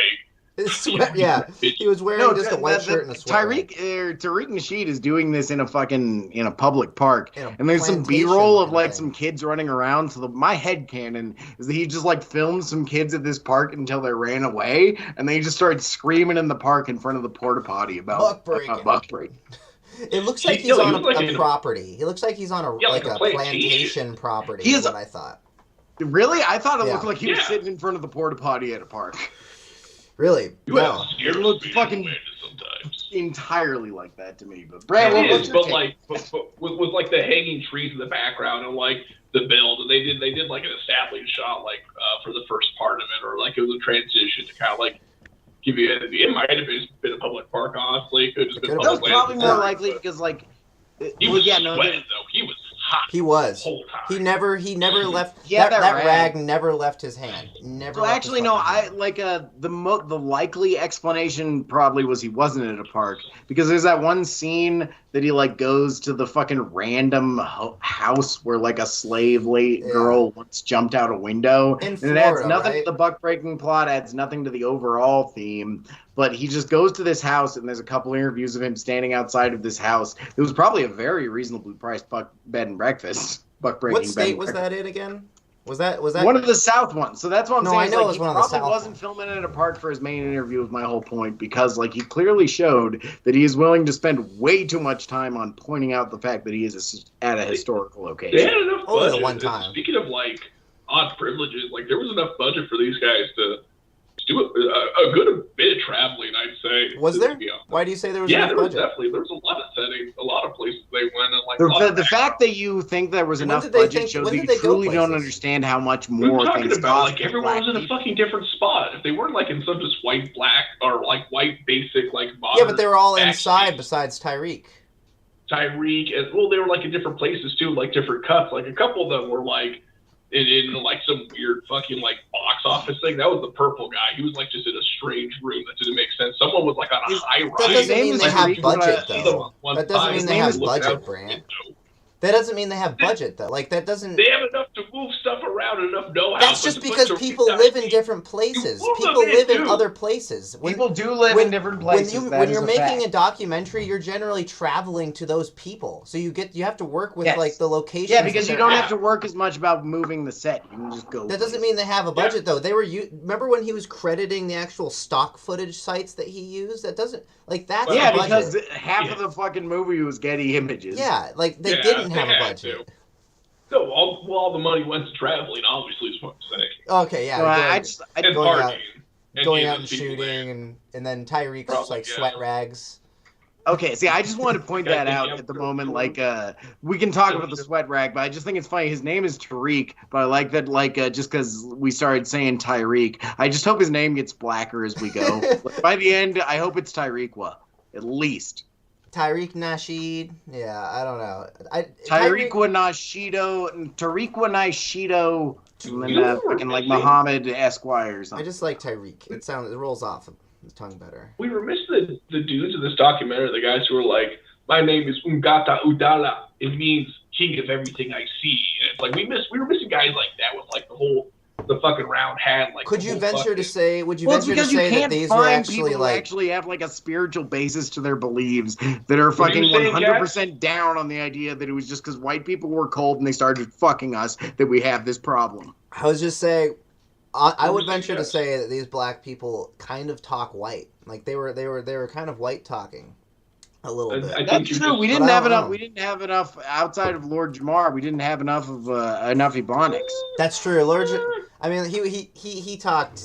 I mean, I don't know. I guess like they, if that's a thing that you can like throw around as an accusation, I would say that they probably talk kind of white, which is kind of funny. But There was a touch of drawl in most people, like especially the girl with the black and the five. She was on the cusp of. Yeah. Well, because Yeah, her that job fine. was to be a woman and have tits and be hot and wear a shirt that's black and is a vibe and say No, that she no. once saw a Facebook post. She was there to told her say that this. the What white was it- woman what- is the devil.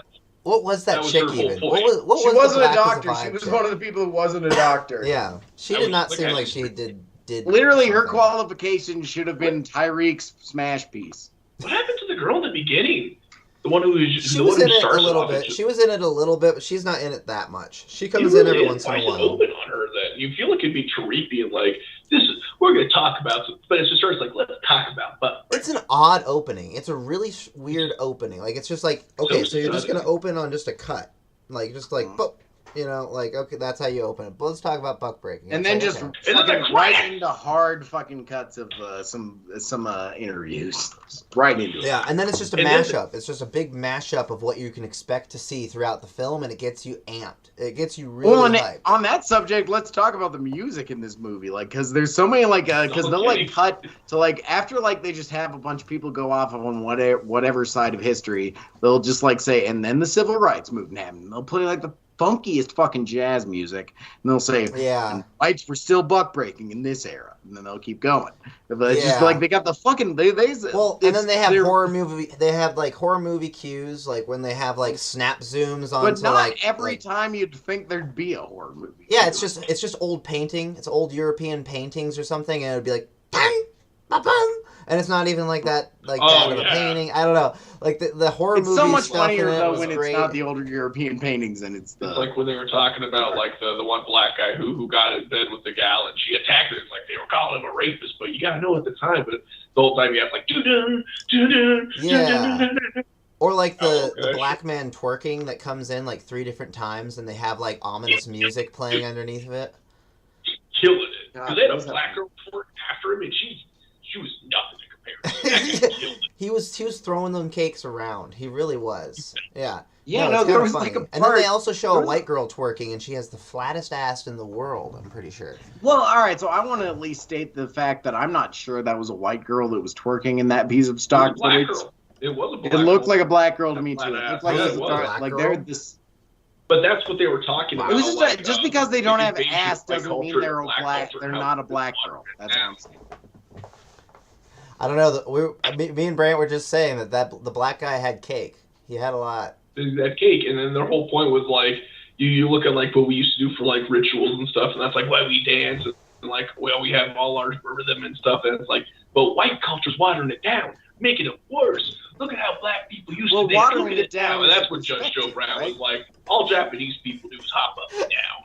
Yeah, exactly. Well, and before we move on to Japanese people and their flat asses, like I just want to say, like, you could really feed into the buck breaking narrative. You said the reason that all us black boys have so much cake is because the white man wanted to breed us specifically to make sure the cake was passed on. I think they say something. Do they say that? No, they don't say that. Sure that black boys with the fucking most beautiful rumps. No, that's white women are making black boys feminine, but I think like no, it's not about being feminine. Like, I'm talking about having some fucking like he's saying like chicken breasts at Costco ass fucking glutamous. In the opening they kind of did. Like when they're talking about plantation owners, it's like they wouldn't just buy them to work. You could tell they were looking for other attributes. They're doing like stuff like that. Wait. Did black people have that much cake before slavery? Okay. That should have been part of the documentary too. We should have had like a chart that was showing the cake pre-break and the cake post-buck break. There's interesting drawings and pictures of like the first Dutchmen and like the first colonizers that like actually went to Africa and worked around, and they got some booty. They got like they should have at least cut to like one white guy like writing a letter saying, "Oh, these black boys don't have as much cake as I was looking for. I'm hoping that I can breed until the cake is the most dominant trait of the black man." Sent 1846. Yeah, kind of disappointed by the cake, TBH. See, they need more of those Civil War fucking letters. That's how you make it so your documentary actually has historical precedent. Is you need the Civil War letters of the whites writing about the fucking cake and that black pussy. That brings us to like a semi-serious part about it, which is just that like a lot of this documentary is just them saying shit and they don't back it up with literally anything. Like, well, all right, you say a lot of this documentary outside of them just like stating known facts. Everything is. What, Brant? Yes, Brant. I'm sorry. They have paintings, pictures, and DeviantArt commissions about after every which is very good. That's honestly one like visual that's because you caught yourself after, then you do it again. If you're writing a paper in history class and you cite to enough DeviantArt, I'm gonna give you an A. No, okay. When I'm watching documentaries and they're actually like talking about something that's real and that you can just like observe on your own, they'll say like Lewis and Clark were writing about, or Charles Darwin was writing about this, or physicist so and so wrote about that, or it's like, and in this they point to Pink Swastika, and Not Gay. Those are the two books that they point to. Those do not sound like big wealths of knowledge.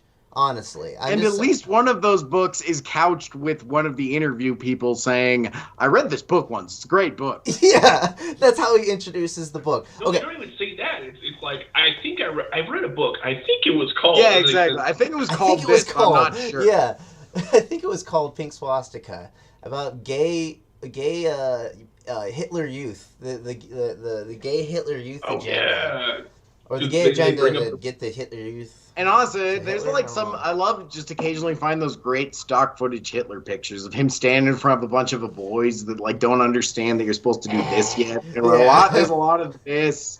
And, like them's gays. Them's gays right there. Them's white gays at their purest Hitler, and most intelligent powers. Hitler was lining those boys up, and he was just about to munch them. He was about to munch on them. And honestly, he might have been like that's what Pete Buttigieg just did, right? Like that's what happened after he found out he had AIDS, right? That's what this journalist said. Yeah, no, a journalist literally said that. Like, we didn't even allege that, but a journalist said that Pete Buttigieg will just, like, eat children like apples. Like, he'll eat their heads like apples when he's mad. That's Which, what I mean, heard. like, that doesn't mean he's a bad person. That's just being white, right? That whole sequence, too, is like when they're talking about the Boy Scouts, and it's like, even, like, the most seemingly thing that the white man makes that you think can help your black child is actually another way for them to molest them. Exactly. Yeah. There's no way for me to in any way say anything to help black people that doesn't help you. And it's like, it's true. And that's when you have like the kids who are like doing the scout salute, and that's like hard cut to the Nazi salute, and Hitler's there going like, yes. No. They're like real things. Yeah. It feels like a History Channel documentary sometimes. It does. See, if I was to hold the door open for a black person, that's only because I think that eventually they might come and work for me because of my white privilege.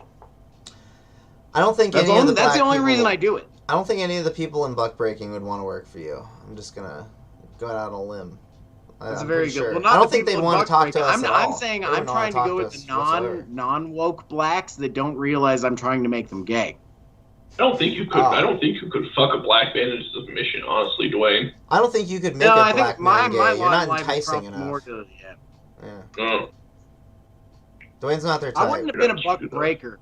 I probably would have been like one of the boys to entice the black men into attracting themselves to boys because of my submissive attitudes. Are you talking about your idea for buck breaking? Is this your idea for buck breaking? Because I think we're about ready for that. Bring it back to the beginning. Yeah, I think we're about ready for that, right? For that? Like that's why I said like this probably could constitute a series, not a single episode. Well, does it feel like anything was missed? We're about an hour in. We're about an hour. It feels like a lot was missed, but it feels like it's almost not a reasonable gesture to try to summit every mount. I'm scrubbing through it. Okay, I'm scrubbing through it on Internet Archive right now. Yeah, but it's about hearing them. It's not about seeing them. That's the thing about watching. You can watch like 10 times, and whatever points you're not paying attention, you're missing some gold. It's true. That's why it's Anchorman. There's like so many just hot one-liners, and it's not even like there's endless. And there should have been. We needed closed captions for the Judge Joe Brown, especially. He needed. I really needed some subtitles for him. That's the kind of privilege you get when you spend $30 on bug breaking. I wonder if they had closed captions on. They fucking better have, Russ. Why are you spending $30 on bug breaking? $30, dude. Louis C.K. releases every one of his specials for $5. Right. Yeah. Speaking of rapist white men and fake black people, black men who like to touch their penises, which is gay. White men who like to touch their penises, which is gay. He's Mexican. He's technically Mexican. He's half Mexican, half Irish, allegedly. So he's Irish. That's what I'm saying about the fucking white thing, though. He's blacker than so many fucking... Like, literally, if you put him on a swatch, he's the whitest he can be, but he is so much blacker than fucking most people I know, who are the whitest motherfuckers. Would you say, like, even Chris Rock was like, man, you are the blackest Mexican I've ever met, or something? Well, what Chris Rock said was, you are the niggerest white man I've ever met. That's what he said. Wait, that is what he said. Who'd you say? 1 hour. We held off. You can cancel me however many times you want. I will not take offense to fucking quoting somebody. Go fuck yourself. YouTube. Thank you. Please, Susan. Please. No. Susan, please. It was soft day. Yeah. Susan, I have black ancestors. Wait, who was he talking please, about? No, Susan, I have black ancestors. Such a bad boy. Who was he talking about, Dwayne? Punish me. But Susan, if I gave you my bussy, God damn would it. you just at least Dwayne. let me have that one hard R, please? Who was he talking about? Who was Chris Rock talking about, though, when he said that? He was talking about Louis Louis C.K. C.K. Oh, okay. It's it's called Talking Funny, and it was on HBO up until like a fucking year ago, I guess. Maybe that's the only reason people are blowing their minds about it. But it was on HBO forever, and it's it was one of like the first interviews I've seen with a bunch of comedians just talking about why things are funny. It was like a fucking watershed thing for me as a kid to like see like, oh, that's just comedy is being offensive. There's a really long story in that thing where Jerry Seinfeld is talking about like the only joke he ever had to swear in. It's a very good piece of just talking about words and how they affect an audience. It's absolutely retarded to fucking try to tear down someone because Chris Rock said they were the niggerest black man in a conversation that had a lot to do with that. It's stupid. Fuck you. Jerry Seinfeld was like, I don't like when you use those words, Chris. Makes me uncomfortable. He didn't say it. All Jerry Seinfeld What did said Jerry was, Seinfeld say? Jerry Seinfeld was talking about a joke where he was saying, like, there was a joke that I used to do when I was a kid, and it was a joke about Superman, and the whole thing was so the Daily Planet is like the #1 news source on the planet, and they're just trying to keep an eye on Superman, who works there and puts on glasses. And then, meanwhile, like, people say that's a stupid, like, plot hole in the story, but meanwhile, one of them is lost in a fucking cave every other week. And that was the joke. And he said, like, it didn't work without me saying fucking. That was the joke. Okay, yeah. It doesn't work without you sound like Jerry Seinfeld either, Yeah, to be honest. that probably makes sense, too. Yeah. Yeah, so... It's a Jerry Seinfeld bit. It was a good bit. It's just like he had to say fuck in order to make it work. You make fun of them. You make fun of them all the time. They don't know it's Superman. What do you mean? Honestly, does that make it a bad bit? Does that make it a bad bit if you can't say it? A lot of comedians like rely on lots of... I don't know. Language is all... It's the way you talk. Yeah, and honestly, yeah. It makes more sense to me because, like, I was raised among people who swear a lot. If you go to Mormons or, like, a place like that where, like, people don't swear a lot, they don't like comedians like that. Yeah, like, if you were raised among people who swear a lot, when people swear, it makes them sound more like people you know. That said, some comedians swear with it, like, such a, I don't know, like, too much, and it becomes, like, a little bit distracting, I guess. Yeah, exactly. Like that, and that's just, like, the whole thing of, like, if you make something all about whatever your thing is, then it's a crutch. Like if you make everything in history about butt-fucking black people. Yeah, why are we talking about comedians again? Yeah, we watched just so one of us could say a hard R with reasonable context. Yeah. Okay. We watched a no-swear comedian on this show. The Selfie Dad guy. He's a no-swear Christian comedian.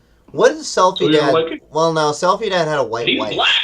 He had a white wife. Selfie Dad probably had so many N-word bits before that. She was Latina. She was Latina? Yeah, she was Latina. Because she what do you think Selfie Dad thinks of buck breaking? Like, if we showed Selfie Dad buck breaking, what would he think? I am nearly positive that he would agree with almost all of it. You think he'd agree with almost all of it? Okay, I think he's a Christian, and he's, I don't know, like fucking... I bet he has a white wife, though. He's an out of the mainstream black dude, and like fucking, you can call me a racist or whatever, but there are homophobical statistics connected to that, so... You got a good bet, is all I'm saying. Let's see. He'd probably say, like, you know what, maybe I was molested as an altar boy. Maybe I was Tariq. You think Tariq? That's honestly Tariq like, was going to make a remake or something. No, I'm talking about Selfie Dad, the Selfie Dad comedian. Tariq Nasheed was actually given the script for Selfie Dad, and he was like, "There's not enough buck breaking in this. There's not enough butt fucking in this. This isn't a Nasheed film just yet in its current state." And then they went to someone else. It wouldn't. Yeah, see, that's my remake. Then is we just do like the opening of Selfie Dad. You know how he's like. How he says, and then we just break into buck break. Yeah. Holy shit! No, his it's not wife. It's instead of his white women joke. He's like, wait, what lyric, Cats? Before Brant goes off. No, Selfie Dad is clear. He's cleared. His wife is black, and her name is Ebony. So I mean. Oh, I thought you were talking about like the one in the. Wait, why the would that movie clear her with, like, though? Latina. Yeah, he has a black wife, which means he like He's- may or may not have been buck broken. No, he's No, not. because he keeps not it in the he only keeps it with black people. He was on like Star Search or something though. Like, wouldn't that mean he was probably buck broken at some point, and then he realized No. the air? No, because ways? that would He's mean Christian, Judge so Joe that means Brown no was butt buck fuck. broken. Judge Joe Brown wasn't buck broken, right? I mean, he had a television No butt. show. Yeah. No butt fuck. I had a Do you think? television. Well, I am nearly know. positive Judge Judy has never been buck broken. Well, Judge Judy. Fucking try to buck break that bitch. Fucking try. Yeah. Okay. I mean, Many have. she's. That's the white woman, and they She's have not Judge Joe Brown, They though. are an immutable resource outside of the fact that white men would prefer to fuck black men. But yeah, so my remake is essentially like the Selfie Dad, except in the beginning, instead of him or his dad doing the white woman joke, it's just butt breaking. It's just it's just like his part of it.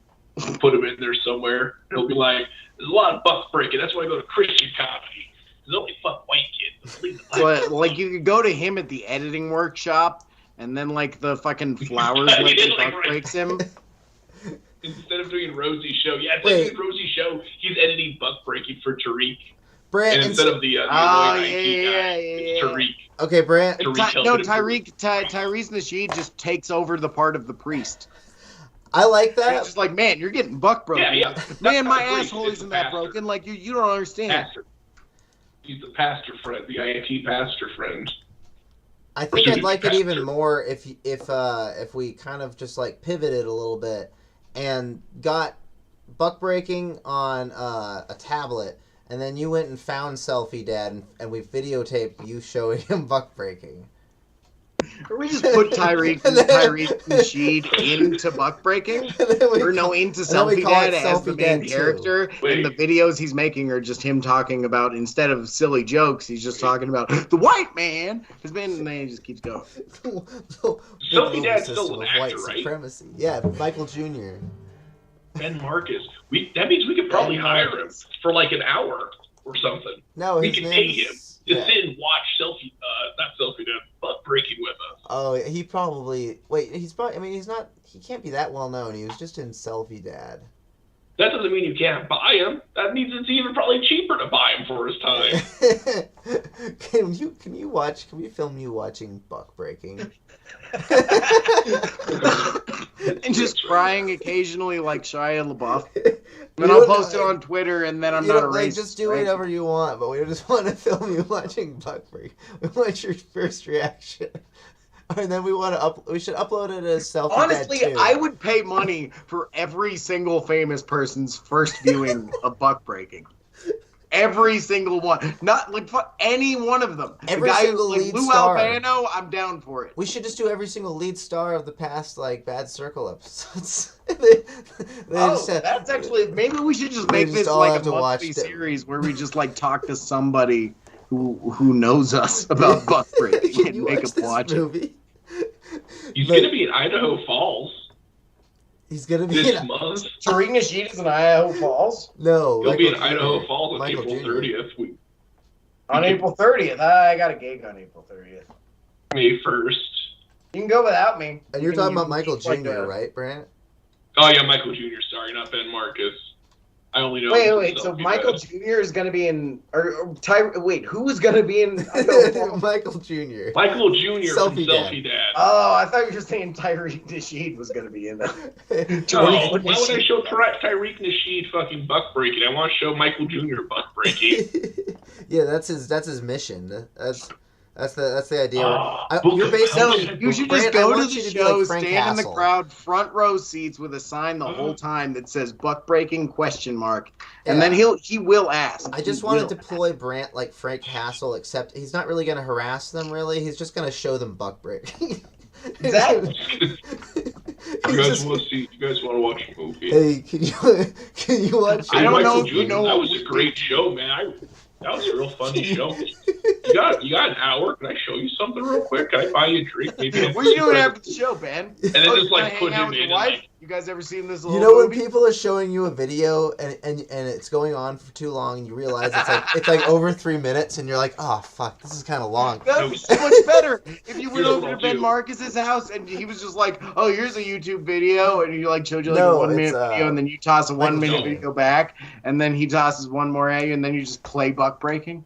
I have the play all ready for it. I know exactly how I'll do this. I'll be like, hey, can I get you a drink? We'll sit down at the booth, and then I'll kind of like sit across from him and be like, can I show you something? It's not like I'm not trying to like get you to promote. I just want you to see something. I think it's really interesting. And I'm going to sit with him on the same booth, wedging him in, effectively trapping him, as I then play buck breaking and be like, you want to listen to this? Here, that's not. And I'll just keep him there with social constructs. Yeah, that would probably be the more successful way of doing it. But it's funny because I was just imagining like holding up the phone, because I've had this happen where people have held up a phone like I'm supposed to watch a 20-minute video and just keep holding it there and just keep going. Okay, so it gets better. Watch this. No. Just watch. Yeah. Oh no, hold on. Sure. And they're just standing there, just kind of like, I just want Michael Jr. just like, okay. Like, I guess we're gonna stand here and watch all 100. Honestly, just go to any minutes. live show and just like try to tap into like the fucking projector behind them and just play buck breaking. Like, my arms would be so tired I have to like, hey, could you hold this for a second? Like, stretch real quick and be like, no, keep watching it. Just hold it. Hold on. Yeah, hold. No, don't. He tries to pause. It's like, no, don't pause. Yeah, but you have to go to the bathroom? Just watch Dr. it. Manhattan and I'm Come with me. mainframe. I would just play buck breaking on every screen. Okay. Come on, Michael Jr. Brant, I think that's a pretty good idea. I think that's pretty good. It's a very good idea. That's all you're getting. I'm sorry to have injected it. I know. I directed it a little bit, but I like the where it is, and Supposed to work. That's how this is. Yeah, I just think I honestly want to see you follow through with it. Or at the very least, I think Brant should deploy like some IRL. You should terrorize people IRL. For sure. He wants a little more Frank Castle. Yeah. If I pick you up, Cass, would you come to Idaho Falls with me to harass Michael Jr.? Show Michael Jr. buck breaking. I have a kid. That one day, why can't Michael Jr. come closer on a different day? Idaho Falls also going to be their big sec May 1st. Jesus Christ.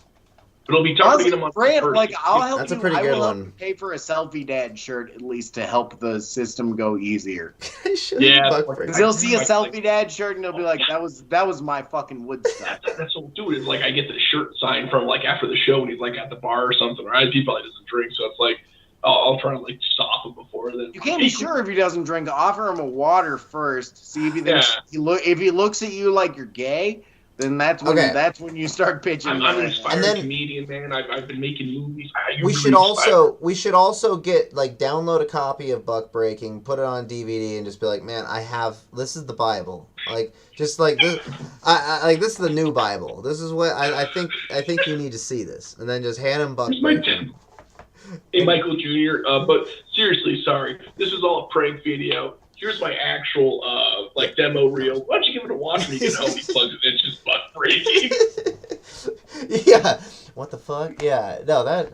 Amazing. Well, it would be even better if it was like that one, I think you should leave sketch where like the video starts playing and it won't stop. Like, if you give him buck breaking and he can click out of it as soon as the first fucking person talks, he's going to click out of it. That's an unavoidable situation. That's why Brant has to use social constructs to make Michael Jr. watch it.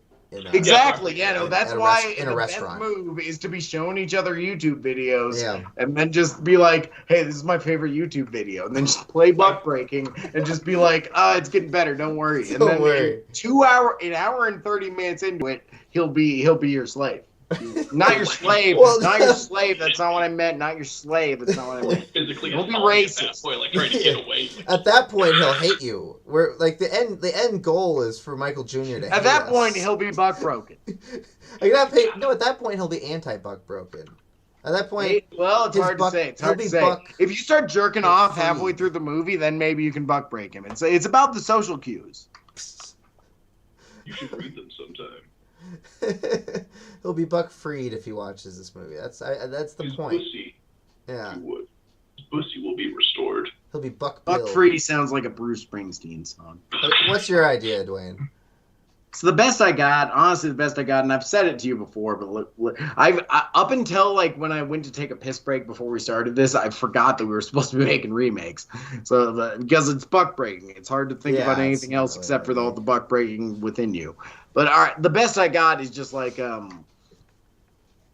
so everybody in this documentary really has the feeling of Tariq Nasheed just showed up to their house and just asked him about this thing he was very passionate about, and they just started coming up with shit and talking about Facebook links they saw. So that's what I'm saying is we just go to everybody we know and just ask them exactly the same questions. Preferably, we need to get like a black cameraman who just I don't think we're gonna be able to do this if he isn't in on it. We just need to find a fucking black dude with a camera, and he'll just point it at them and just like pretend he's very into this and this is entirely what he lives by. Point it at any white person, and they will just say it's the truth, and they will pretend they know everything about it, and then we just make our own buck breaking with white people who are very sure they know the entire history of cold making you gay. If we filmed like a buck breaking in like Missoula, and it was just like asking like we go to like the farmer's market on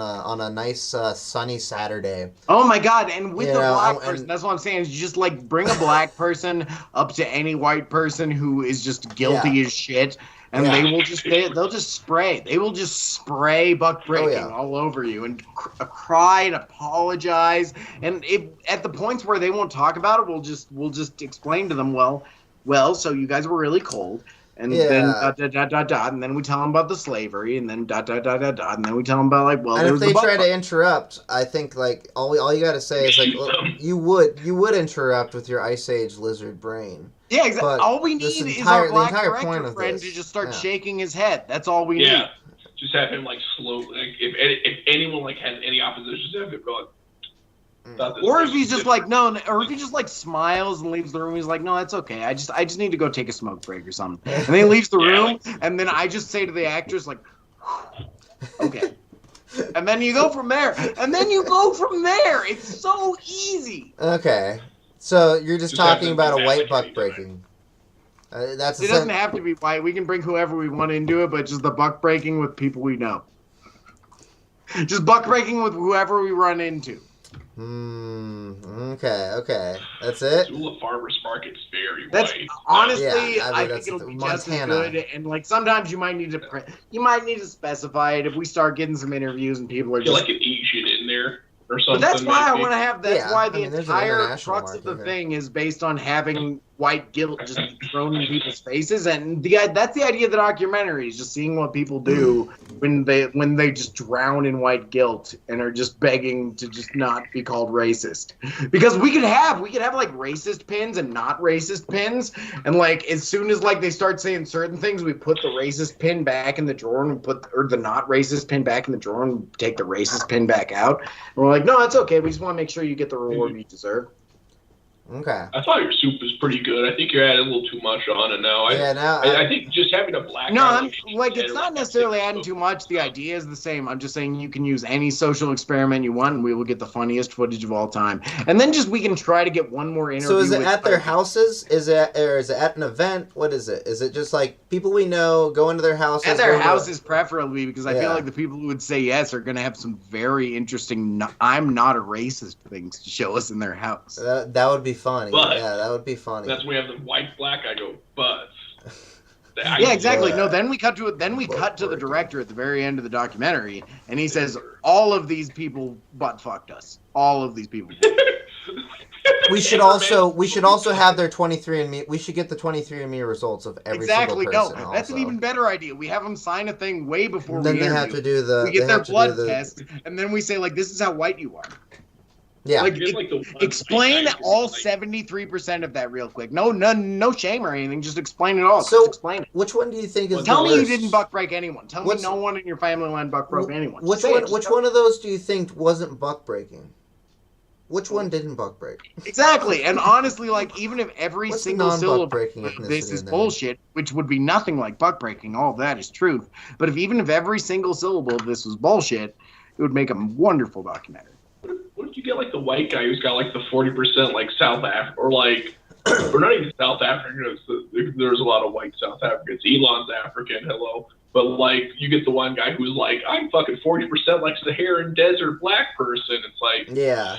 God, that's so much funnier. Like, because Brant, then we give him a kente cloth and say, I'm sorry we buck broke you. Sorry, yeah, but, you're honorarily white, though. And now all of a sudden, they have to give it from the black point of view. And it's... Brant, God. Because we edit it, and we could, like, go and grab, like, fucking any, like, other interviews to cut it with and make it sound like they're the fucking good guys and the other people the bad guys. Just find a reasonable person and say, like, no, I don't think we butt-fucked all of them. I don't think we're trying to make them gay. And then we cut that with somebody saying, like, I have a kente cloth now, and how are you going to pivot into the how are you going to pivot into the home, like the gay people are bad angle, though? How are you going to pivot into this one black girl once jumped out of a window angle?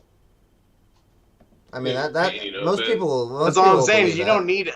What do you mean? How are you going to pivot? Just play some jazz. The people that you're talking to aren't going to agree with that part. So how are you going to deal with that? You know, in the so-called documentary, the part where gay people are bad. You got to just find the guy who's willing to put on. You're telling me, Cats.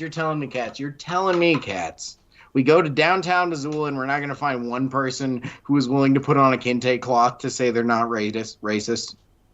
No, I'm saying that if you're going to go to downtown Missoula, you're going to go to the winter market in downtown Missoula. I guess it's spring now. But, like, you go to the spring market in downtown Missoula, and the winter market is much wider and much gayer. A bunch of people who are going to agree with you. They're going to be like, I don't know what buck breaking is, but that sounds like something that happened. But then, if you start to go into did you know that the LGBT movement is actually a form of buck breaking, and it's like designed to rape black people? And they're going to go, no, I don't think that's true. Some of them will be like, oh my God, I'm sorry we did that, and we make it so the music kicks up on them to make them look like the good guy, and then everybody who says we didn't do that, we make them look like the bad guy, and intercut them with pictures of just DeviantArt bulges. And we have a black guy that is we might need a couple, right? And we're having a black guy edit, and the black guy is asking the questions, and like fucking we cut it with all of his we cut it with him pretending to be Tariq Nasheed, or we just interview Tariq Nasheed if we can get it. I'm just planning we probably won't get it, but we just cut it with the interviews of him pretending to be Tariq Nasheed, being like, man, these white people just wouldn't accept it. Is what they just trying to make us gay. They kept just like grabbing their pants at me, and then we like boom boom, like add in some sound effects to them just like sitting down and adjusting their mic and touching their pants, and boom, you got some like them being like trying to sexually autocratize me. It's beautiful. I mean, I'd love to do that. Actually, I am trying to make a movie, Cats. This is my essential thesis. I'm trying to make a movie that is just as bullshit as buck breaking. That should happen at the next town hall, I think. Like the next Missoula's like city meeting or whatever they're called. Like you should just do that. We should just film you, and you go in, and then you interview everybody about buck breaking. Well, interview everybody on the city council about buck breaking. If Tariq Nasheed would just come and give us his thoughts in Missoula County, then we would have our movie immediately. That's the only interview we need. Just explain it to us. Like me. And John Angan is just like, I don't think that happened. And then we're like, this is white supremacy. Okay, I have to go with that idea out of sheer like grandeur, just because. Unless you have anything much simpler. It's very simple. Do you have anything that you wanted to add to your? No, I think I'm now seriously considering seeing if I can stop Michael Jr. in Idaho Falls. That seems like it would be a fun idea. I know actually where he's school now, by the way. Yeah, I know where he's going to be. Yeah, you do. That's not a threat. Where's he going after Idaho Falls? We do know where you're going to be, Michael. He's in Idaho Falls for like 3 shows for 2 days. Then he goes to Texas. Okay, so we got a 3-show window. And so you already said no. What's this we? And he's doing stand-up, right? He's doing a stand-up. He's doing stand-up, then he's doing like a church service thing. So he's probably like doing it's going to be like Saturday, and then Sunday morning he's going to wake up and like do church and probably like do a hymn or whatever, or some hymns, and then he's going to fucking go out last night and do one more comedy show, and then fucking head to Texas. And I'm going to be there on that first night, though. Like, I got church tomorrow, but it's only take a second, Mr. Michael Jr. Mr. Michael Jr., I have to show you. Just wearing a suit, carrying your Bible, being like, I only got a moment to talk about you about this, but have you thought about buck breaking, sir? Oh, sorry. Brant, that sounds pretty fun. It really sounds fun, honestly. Like I had to think you about could technically combine my idea with that and just make him the filmmaker. I'll think, I'll try and pick you up if you want, Cass. I need someone to hold the camera for me because It's true. No, if I didn't need to use my camera, I would donate it to the process. For Dwayne, what do you have going on that's so special that you can't go? I got a gig. This is a gig. This is how much are you guys gonna once pay in a me? lifetime. We're gonna pay you in clout. Experience. I already pay you in told them clout. I'd do it, and they were strapped. I got to do it. That's fair. I should strip you of your title as a winner of this round. Just based on I don't deserve it. No, I don't deserve it because I'm not willing to put in the. I am willing to put in the effort. When rubber hits the road, you're not willing to go see it. Everyone I know. You're not willing to go see Michael Jr. though. I am so willing. I just got a gig. Okay. I would have told them to postpone the recital to somewhere in May if I knew there was a Michael Jr. show. I bet they would have understood. And I'd say, like, we could try and book him, but it looks like he probably screens them pretty well. Like, he doesn't just have, like, a list of how much, like, $5,000 to come by for the day. It's like, what's your budget? Where am I going? What's the closest airport? Are there good hotels? It's like, oh. Yeah. I'd have to, like, you know what? I can at least donate my, press passes so you can just, go in and just be like, press. Because literally all you need to do is just point it. Even if you don't have something around your neck, even if you have a keychain around your neck, if you just go into a fucking, especially in Idaho Falls, it's probably not as bad as Missoula or Butte.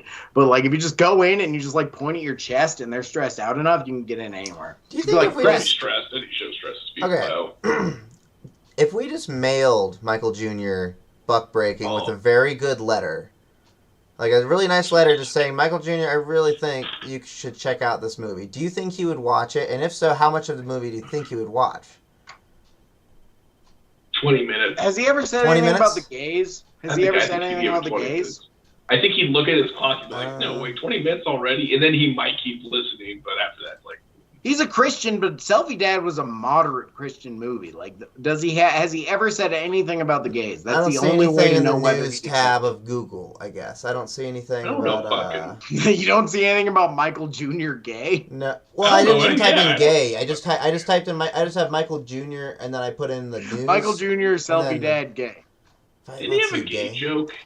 Did he have a gay joke in Selfie Dad? Probably, but it was probably a very fucking 1990 fucking first draft of a King of the Hill episode joke.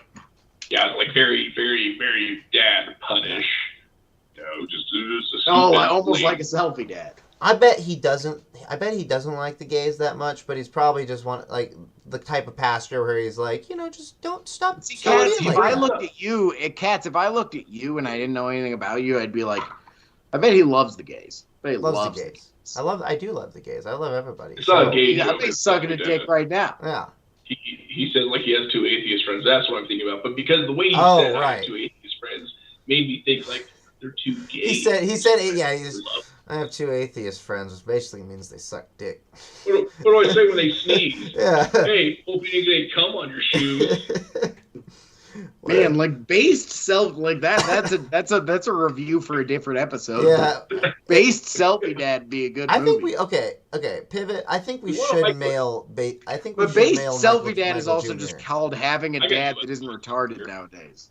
I'll send him a USB, I think. But if we do go to Idaho Falls, I think if he watches all of Buck Breaking, the best way to get a Frank Castle kind of reaction will just be egg him on his comedy, be like, you really should have made more gay jokes.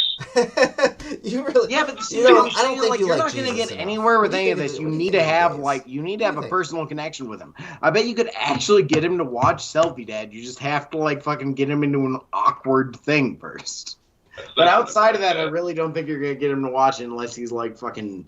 Unless you're literally gonna be the first person that ever opened his eyes to fucking black supremacist anti-gay shit. This makes me think about the time that I saw Sean King live. I saw Sean King speak at the University of Montana back in 2015, I think.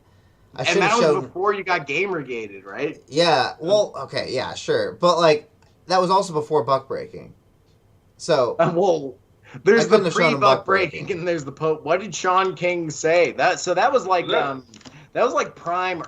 Like, cause since George Floyd, there's been the modern BLM movement, but at that point, that was like the I guess you'd call it the early BLM movement, which was the BLM movement. It was a dark room. It was hard to tell. Sean King was the guy who called really white, Planet of the Apes racist for like making monkeys wear a blue shirt, right? What cats? Maybe he looked really white. He is. He's a white man. I think he just wrote enough books and sucked enough cock. Even at the time, I do remember thinking like he does look really white. Like in this dark room. That was why I was willing to accept. Yeah, even in the dark room, and it was hard to tell. Black, Sean, you should be invisible, but here you are before me like a specter. Close the lids. They don't call him Talcum X for no reason, you know. I got him. Honestly, dude, like that's like a weird thing with like the Rizza Islam in Buck Breaking really seemed like a fucking like an Elizabeth whatever her name is. The chick who made Theranos. She seemed like the chick who made Theranos version of Steve Jobs, where it was just like I'm going to dress like Malcolm X, and I hope people treat me that way so they don't think I'm clearly gay as shit. Oh, okay. Yeah. Kind of, yeah. You do a good job because you dress like a... Elizabeth Holmes, that was Wait, and which one was Rizza Islam? Rizza Islam was the guy who said, I love girls. I love pussy. That guy. He was the guy who looked exactly like Malcolm X. Yeah, he was the guy clearly fucking wearing the Steve Jobs sweater. Yeah. And he had the glasses, I think, and it was fucking cosplay. That guy was cosplay. Okay, one more thing that we didn't talk about was the hair. I'm sorry. There's an endless fucking parade of things we didn't talk about. I know. Last thing. But go ahead, Kat. We were just because we're talking about Rizza Islam, and it makes me think of his haircut. They went on a whole thing about hair, and they're all saying about how it's so it's very freeing to have a lot of hair, but they're all bald. Every black dude had short hair except for the one guy. Yeah, one guy has dreadlocks that are long. Everyone else is bald. Like does that mean they're buck broken? It's just so weird because like the documentary presents it like it's a binary gay or not gay solution, but none of them had long hair. Does that mean they're buck broken? Are they gay? They had some hair. Yeah, that's an easy one to point out. It's a very easy one to point out. Yeah, are they gay? Does that mean like this is actually like a sexual fetish documentary and they're like actually just humiliation? It could be. Are they dude. into like, humiliation? Tell me you watched this documentary and didn't see Tariq Nasheed like fucking meeting somebody in that porta potty behind him just once.